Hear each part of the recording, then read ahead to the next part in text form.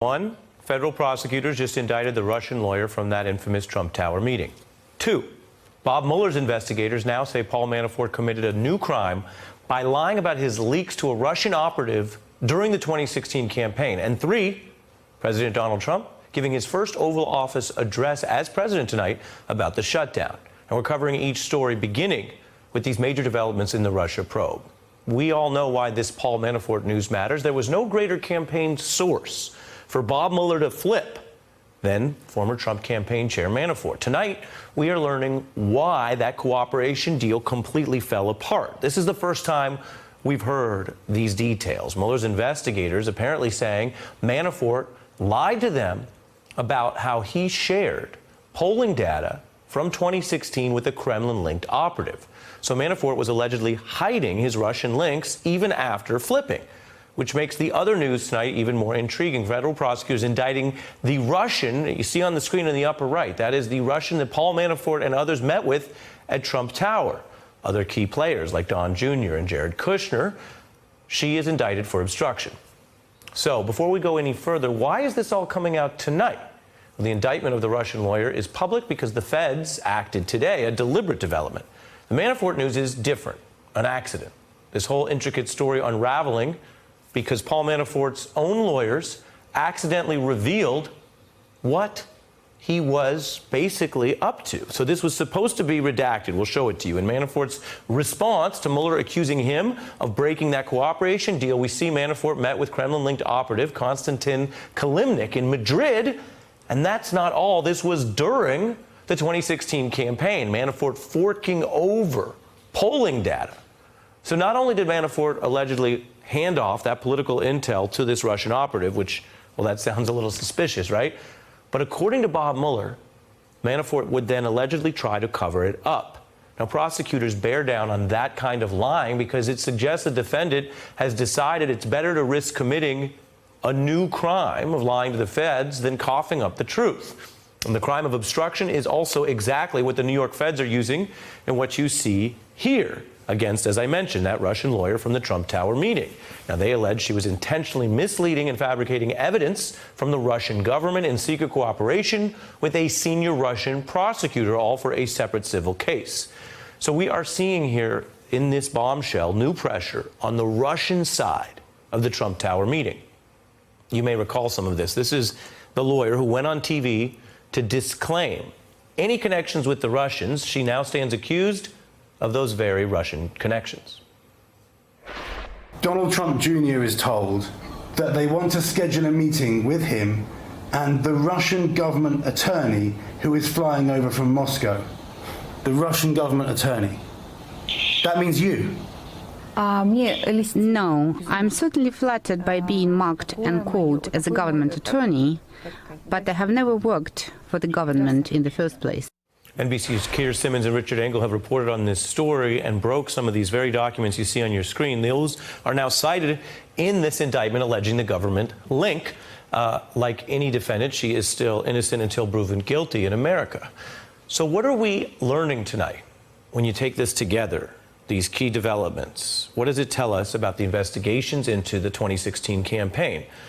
Well, let's look at it like this. It all started with some indictments of Americans. And skeptics of Bob Mueller argued, well, crimes at home aren't collusion. Then we saw, remember, those indictments of Russians. Rod Rosenstein came to the podium and announced them. It was a huge deal. And skeptics said, well, okay, but crimes abroad don't necessarily have help at home in America. So here and here, but not here. But now we are seeing a new indictment of a Russian who was in America. Not only in America, she was in a room at Trump Tower with Donald Trump's top aides and family members. Today is the first time we have seen two people in that room, one American, one Russian, are now both indicted. The American, of course, pled guilty. What happens with the Russian? As I mentioned, as always, innocent until proven guilty. And whether there's more information to come out, well, that's what comes next. Joining me now on this very big news day is Laurence Tribe, a constitutional law professor at Harvard. He's argued dozens of cases before the Supreme Court. He advised President Obama, the author of many books, including the latest, To End a Presidency, which is a study on the power of impeachment. I'm also joined by former federal prosecutor Glenn Kirshner and The Atlantic's Natasha Bertrand, who covers this case extensively. Glenn, your view of the potential significance now, as I mentioned, of there being indictments of multiple people in that room for that fateful meeting and brought them all together at least one time. Yeah, Ari, the Veselnitskaya development is a really interesting one. And I think it highlights a couple of potentially important things about who she is and who she was at the time she participated in that Trump Tower meeting.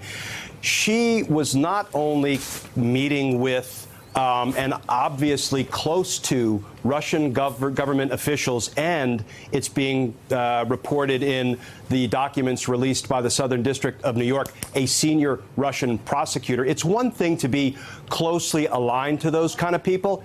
It's quite another thing to be involved in conspiring with those people to create false documents and declarations that you will then offer to a court in New York that was going after her, Veselnitskaya's client, trying to get them to forfeit some properties that he had allegedly used to launder dirty Russian money through. So what does it tell us? It tells us that Miss Veselnitskaya was intimately involved with the Russian government, with a Russian prosecutor, and was actually conspiring to commit crimes with them to the disadvantage of the U.S. criminal justice system. And the other thing, Ari, is we learned that the prosecutors have some of her email traffic between Veselnitskaya and the Russian prosecutor. And when I saw that, I thought to myself, boy, we're going to be hearing a lot more moving forward about Veselnitskaya's emails, I suspect.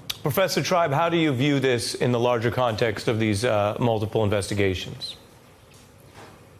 Well, Ari, I view it as quite a bombshell. The Veselnitskaya part is probably less profound than the Manafort part. But I agree with Glenn Kirshner that Veselnitskaya is now clearly exposed as an agent of the Kremlin, so that when an offer was made at that infamous Trump Tower meeting of emails from Hillary Clinton, the offer that Donald Jr. said he would love if it came at the right time in the campaign, we now know that that's basically an offer of help from the Kremlin and a violation of American law, which forbids accepting offers or soliciting offers of foreign help. As far as Manafort is concerned, we now have the umbilical cord that connects all of the Russian side conspiracies with the American side conspiracies. So, Professor, let me the draw chairman of the campaign. Let me draw Sure. you out on your first point, because like any Harvard law professor, you speak in multiple point thoughts. On your first point, sir, you are saying that the material emerging here adds to the Kremlin side of collusion, that could be for a prosecutor useful, combined with presumably other information, to tie the person in the Trump Tower meeting directly back to Putin. Correct. And it means that the president's son and the head of the president's campaign and the president's son-in-law, all of those people were soliciting help, not just from some random Russian, but from the Kremlin. And as far as the Manafort revelation today is concerned, what that shows is that the head of the president's campaign, almost certainly with the president's knowledge, was offering information about secret polling data in the United States to the Kremlin. Now, it's not that the Kremlin makes a hobby of following American politics. The only point of giving them that data would have been to facilitate their intervention in our campaign, and it was a quid pro quo, because the other thing we learned from that inadvertent revelation is that part of this was involved with helping Russia vis-a-vis Ukraine. So all that's missing is a bow to tie this whole thing into a knot. And I think we are now seeing the structure of a multinational conspiracy to help Donald Trump win the election. It's quite profound. It's profound when you put it like that. Natasha, Americans coming home tonight looking at their screen will see a headline that is a bombshell no matter what administration you imagine or what family members you imagine. If you see feds indict foreigner from hostile foreign power who met with guilty campaign chair and family members of the president. If it was Obama family members, Bush family members, this is a bombshell. People expecting that, to be more about thinking about the speech and the shutdown, a lot of other news. This is a bombshell. How do you view it in the context of what Mueller's doing? Because it is a separate federal prosecution. It is separate, and at first, I, like many other observers, said, well, we knew for a very long time, for over a year now, that Veselnitskaya had these ties to Russia's chief prosecutor, Yuri Chaika, and that she'd been working very closely with him to undermine the Magnitsky Act worldwide. That was essentially their entire effort during 2016, especially with regard to the Trump campaign, was to try to get them to lift these sanctions. But on the other hand, it's extremely significant because it shows that the Southern District of New York is laying out in court filings the fact that she is a Kremlin agent. And legal experts have told me that that is a prelude, essentially, for what's to come, especially if Mueller wants to lay out in his own court filings that Veselnitskaya was working for the Russian government when she met with the Trump campaign at Trump Tower in June of 2016. And so I think for that reason alone, just the fact that she's now been implicated not only in this major money laundering scandal, of course, which is at the heart of the Prevezon matter, but also that she was working hand in hand with the Russian government and that she was not just an informant for the government, as she has claimed in the past to NBC, but also that she was acting essentially as their agent, as someone who was going to go to the United States and try to lobby high-level officials to lift these sanctions, which of course was Vladimir Putin's top goal, really, over the last 8 or so years, especially after the Magnitsky Act was implemented. Right. So I think we have to look at it through that lens. And through that lens, Glenn, to Natasha's point here, if Bob Mueller's playing chess, you start to wonder, are these federal prosecutors in New York his queen? And he's moving it over the board pretty aggressively, while sometimes people don't realize how it intersects with what he's planning.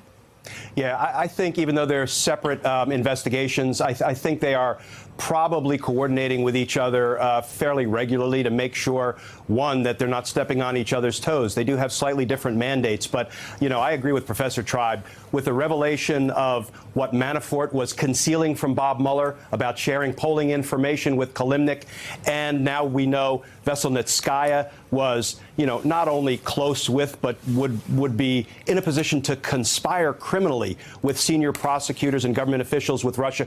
You can see these tentacles, given these new revelations, just kind of stretching out and pulling the Trump campaign piece, the Trump Tower piece, and the Russia piece closer and closer and closer together. Yeah, and I want to get Professor Tribe back in. I don't know if anyone would have expected we'd be starting the new year with a Russian from Trump Tower being indicted. I mean, that alone tells you about the pace of this investigation, whatever jurisdiction it's coming through. Professor Tribe, I'd like to give you the final word, the closing statement, if you will, on this segment, and also have you listen to some sound that was unearthed today.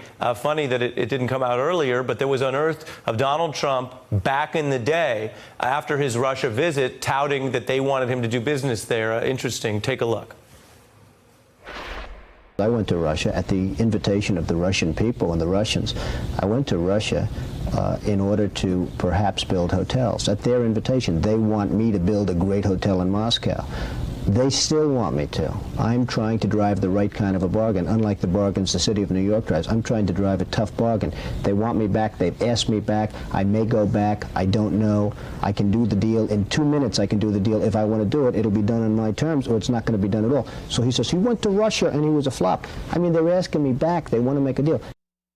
2 minutes or 3 decades, give or take. Professor Tribe, your view of tying this all together. Well, my view is that one of the possible reasons for the brouhaha about the wall and the shutdown is to distract attention from the coming together of the Russia probe. because the president obviously fears being cornered, having the walls collapse on him. And maybe the main reason he's putting so much emphasis on emergency powers to build a wall is that he wants to hold the walls back. Hey, I'm Ari Melber from MSNBC. You can see more of our videos right here, or better yet, subscribe to our YouTube channel below. You could have been anywhere in the world, but you're here with us, and we appreciate that.